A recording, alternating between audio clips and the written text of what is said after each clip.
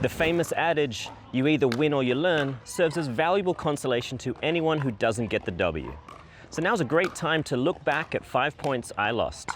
Let's see what we can learn. In this match, we have Tyson McGuffin and myself versus Adam Stone and Joey Farias. I'm going to take a look at exactly what led to the loss of 5 points. It's going to hurt. It all started with an overinvestment in body weight after the serve. I like to put my weight into my serve. I've only got about 140 pounds to work with, so it's pretty important I do. However, my serve brought me well into the court, and I didn't put in the work to get back.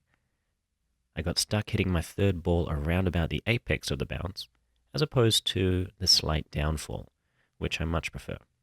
This caused my third ball to pop up higher than ideal.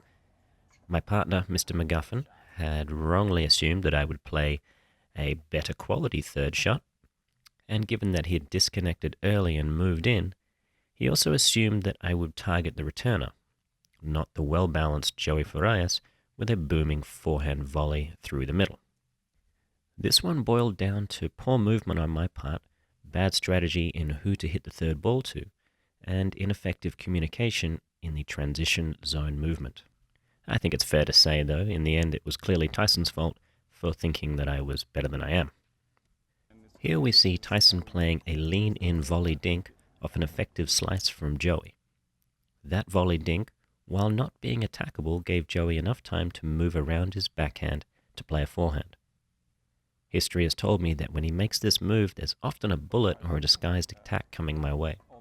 I felt that I needed the extra space behind the kitchen to react to the attack, and I wasn't in a posture that would help me take Joey's rolling dink out of the air.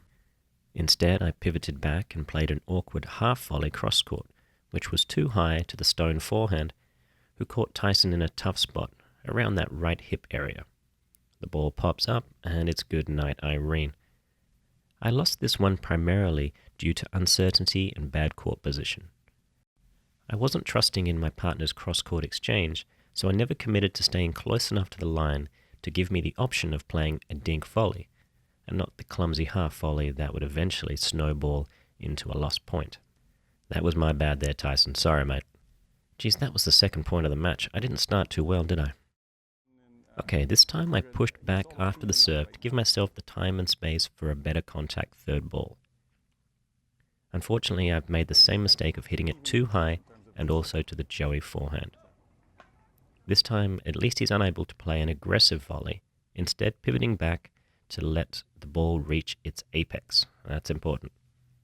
He then fires a rocket ship at my right hip. That in itself might not have been enough, but I made the critical mistake of not doing my split step early enough. I was a little off balance, and though I was able to field the first attack, I was really just delaying the inevitable. Bugger. I failed to recognize that my third ball was still too high to avoid an attack off the bounce. I then waited too long to execute my split step, which cost me the balance needed to play an effective shot. On this occasion, Tyson has hit a third ball to the incoming returner. Well done, mate. It's a decent ball, but it allows Adam to play a mid-height volley. I was over-ambitious on my movement forward, but could have escaped if not for one rookie error. I tried to predict where the ball was going too early. I read Adam's hips and set myself up for the ball coming to my forehand, using a staggered foot position to help me make the shot a little easier. The late preparation it cost me when the ball comes low to my backhand is enough to mistime the contact, giving him another routine volley. Once again, I fall for misdirection, believing Adam is going to go back to the backhand side. He instead curls the ball with good wrist extension low to my forehand, which gets behind me, making control of the next ball almost impossible. The subsequent shots end the point pretty quickly. The first lesson here is overcommitment moving forward off a partner's high third ball is costly. Even when the ball drops around net height, I moved in too early and quickly, disregarding the height of my partner's third ball.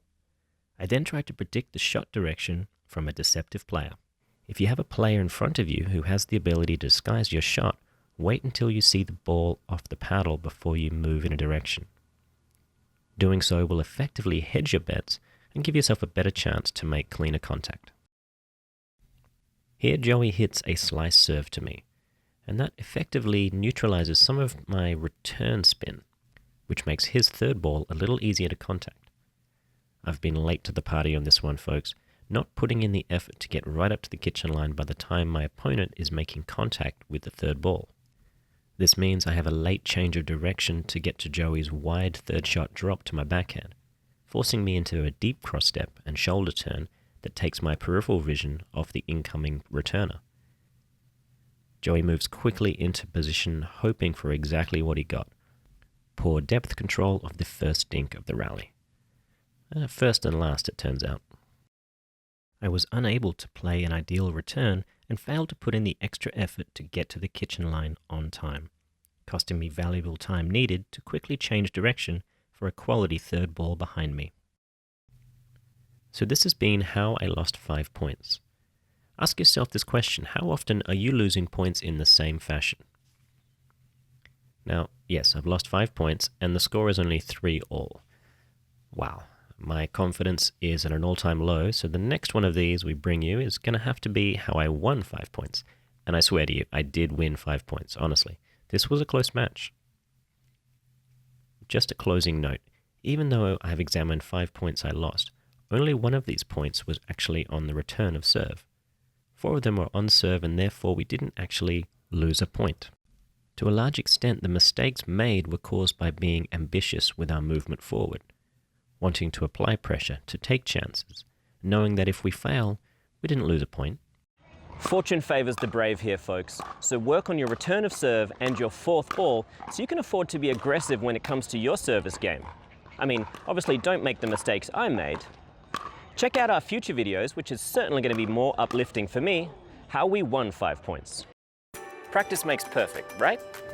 My name is Morgan Evans, and I have to tell you that practice doesn't make perfect. Perfect practice makes progress. That's why we've created CoachME Pickleball. At CoachME Pickleball, you'll find an extensive and growing library of lessons on topics covering every aspect of pickleball for every level of player. With our video series, we take a strategic, structured approach that's proven to help players like you get the maximum improvement in the shortest amount of time. We go in-depth showing you what works and why.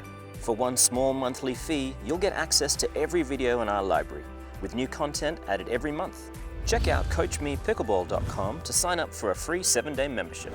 I'm not offering you a magic pill, and I can't win the matches for you. However, I have coached some of the best players in the world, and I've seen how the right techniques and the right strategies can elevate their game. I think I can do the same for you. So sign up today and see how I can help you get the W.